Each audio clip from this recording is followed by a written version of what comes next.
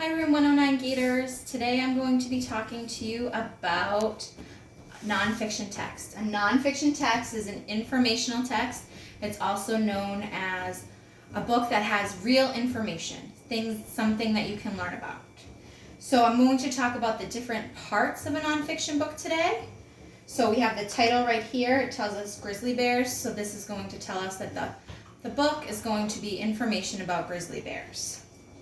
When you open up a nonfiction text, you have the title page, and then you have what's called the contents page. The table of contents is a list of titles that are in the text with the page numbers where they can be found on. So for instance, growing up, if I wanted to see about grizzly bears growing up, I would go to pages 14 and 15.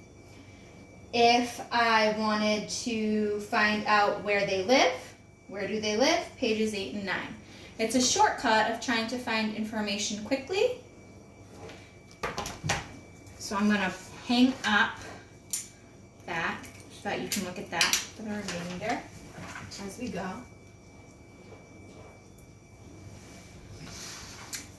And as we go through a nonfiction text, I'm just turning to the first page. We have what's called a heading right here. A heading is a word or phrases or short phrases that are usually found at the top of the page. If we go through the book, you'll see there are different headings on different pages. The purpose of the heading is to tell what the section or page is usually about. Okay?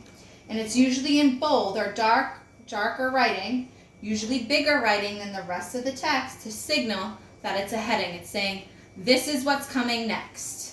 This is what's going on in this section. So Meet the Grizzly Bear would talk about what's going on with the grizzly bear. What is a grizzly bear? How does it look? If we flip to where do they live, it shows a picture of where they live, and it's going to be all information about where grizzly bears live.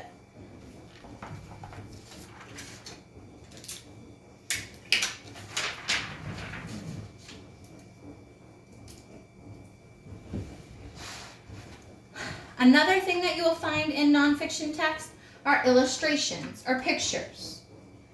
Pictures, diagrams, illustrations, they help explain something that's in the text to make it more clearer. What's also included usually with illustrations are what is called a caption.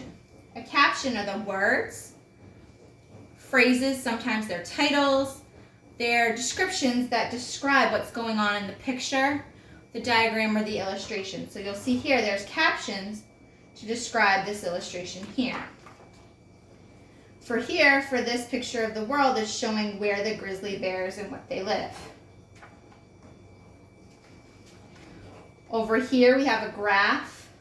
It's an illustration. It's showing us and comparing their weight of grizzly bears, of how much they weigh when they're born, 1 year old, and their adult life compared to humans.